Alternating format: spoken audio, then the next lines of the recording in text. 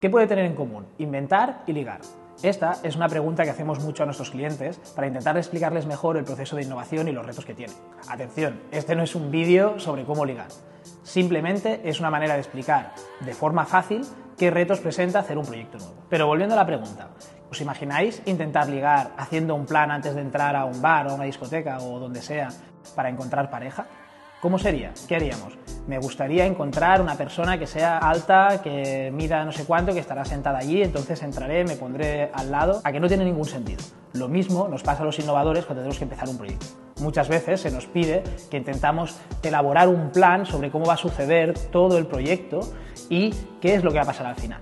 Normalmente cuando hacemos un proyecto de innovación no estamos encontrando la solución óptima, estamos intentando encontrar una solución heurística o una buena solución. Es decir, nosotros no entramos al bar pensando en encontrar a la pareja perfecta, sino intentamos entrar al bar intentando encontrar una buena pareja. Hacer este tipo de predicción suele llevar a errores y a tener problemas con las expectativas que uno mismo genera. Nos intentamos proyectar en dónde estaremos y eso es muy difícil hacerlo. Ese mismo problema lo encontramos siempre que empezamos un proyecto. Tenemos que asumir que hay riesgos y tenemos que asumir que hay un coste de oportunidad. Mientras estamos probando unas cosas, no estamos probando otras. Y eso es algo que tenemos que tener asumido. Otro ejemplo parecido con esto es el caso de ir en bicicleta. Seguramente nadie se imagina yendo en bicicleta y haciendo un plan, ¿no?, con todos los pasos exactos de lo que voy a hacer, ¿no? Primero voy a dar un pedal con el pie derecho, cuando giro un poco la rueda, luego apretar el freno, con la izquierda giraré y demás. Eso a todos nos parece que es absurdo, ¿no? Además, sería como para conducir la bicicleta yendo a ciegas. Lo mismo pasa con los proyectos. Cuando intentamos hacer un proyecto innovador, es muy difícil intentarlo pilotar a ciegas en base a unas premisas que hemos tomado al principio de todo y que hemos decidido.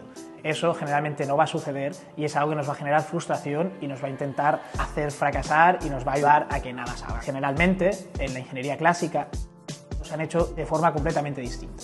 Se ha intentado planificar desde el principio y tener muy claro qué se va a hacer, qué pasos se van a dar y cómo se va a proceder. Esto, que puede parecer contradictorio con lo que decíamos al principio, tiene mucho sentido en los proyectos en los que la incertidumbre es baja y que podemos saber qué va a pasar.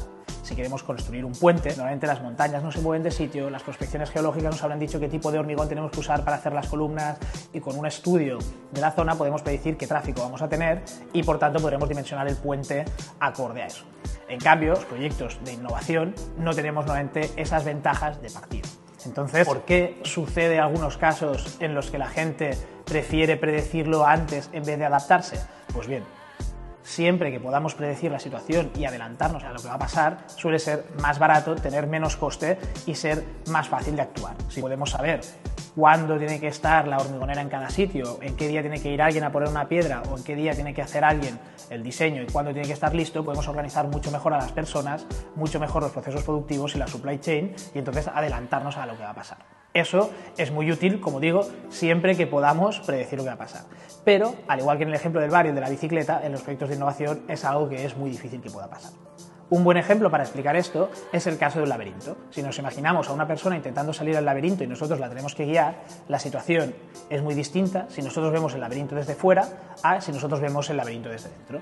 Ver el laberinto desde fuera sería más parecido al proyecto clásico de ingeniería, porque entonces, ¿qué sería lo más barato? Pues intentar coger con un lápiz, reseguir todos los caminos posibles que lleven fuera del laberinto, de entre ellos escoger el más corto y entonces anotar las direcciones, ¿no? La primera a la derecha, la segunda a la izquierda, sigue 3 más adelante, etc., ¿no? Entonces, de esta forma podríamos guiar a la persona a salir de la manera más rápida y más corta. Pero ¿y si nosotros estamos metidos dentro del laberinto y somos parte de ese entramado, ¿no? Entonces, ¿cómo lo hacemos? Seguramente no será tanto intentando predecir, ya que lo que nosotros veremos será pues un camino a la derecha, a la izquierda y tenemos que tomar una decisión, sino intentando descartar lo antes posible los caminos que seguramente no lleguen fuera. Y lo mismo pasa en la innovación. Si nosotros somos capaces de hacer pequeñas pruebas que nos permitan determinar qué camino no nos van a llevar a ninguna parte, será seguramente la mejor manera de tener una apuesta ganadora. Además, tenemos que tener en cuenta que estamos buscando cómo salir del laberinto. Y no seguramente el camino más corto, porque eso además va a ser muy difícil y por tanto intentaremos encontrar una buena solución que nos lleve fuera, descartando antes los caminos que no llevan a ninguna parte.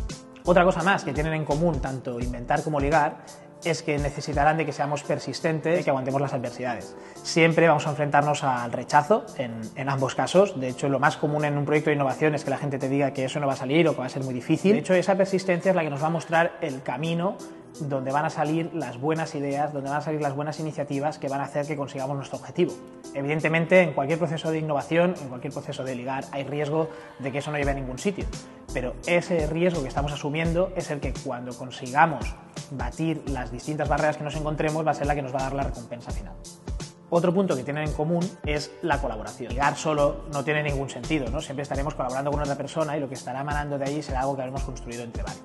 En los proyectos innovadores generalmente es muy difícil conseguir algo solo. Tenemos que reunir a un equipo de personas que nos ayuden a llevar adelante ese proceso. Será alguien que acompañará la carga emocional que tendrá el proyecto, todos los rechazos que nos vamos a encontrar, van a aportar nuevas ideas y van a encontrar nuevas maneras de afrontar los distintos retos que nos encontremos, al igual que sucede con una pareja. Algo parecido nos sucedió cuando empezamos el proyecto Oxygen en 2020, que fue justo cuando empezó el toque de queda y estuvimos encerrados en casa.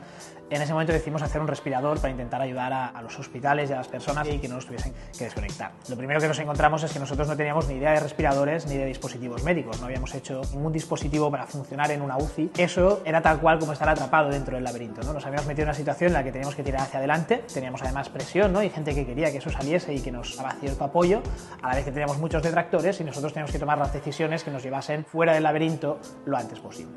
En ese caso, lo que intentamos hacer de entrada fue descartar todos los caminos que no iban a ningún sitio. ¿Y cómo hicimos eso? Haciendo prototipos. Intentamos hacer unos primeros prototipos, los primeros eran muy cutres, de madera, hechos con piezas muy básicas que encontrábamos en cualquier sitio, y poco a poco fuimos añadiéndole complejidad en base al feedback que obteníamos del propio proceso. Es decir, cuando encontrábamos, por ejemplo, evidentemente sabíamos que la madera no era hipoalergénica, pero cuando ya queríamos hacer pruebas en un hospital necesitamos un material hipoalergénico, ¿no? Entonces llevamos algo de acero al hospital para poder probarlo, ¿no? Pues al transformar el material aparecieron nuevas maneras de hacer las cosas, de cómo construir el dispositivo que antes no contábamos con ellas. De la misma manera tuvimos que trabajar con muchas personas distintas, con conocimientos muy distintos de distintos campos. Tuvimos que ser capaces de trabajar con médicos, que tienen una manera muy particular de trabajar y muy distinta a la nuestra. Tuvimos que ser capaces de trabajar con abogados, ¿no? Por todo el tema de la certificación y de la aprobación de la Agencia Española del Medicamento.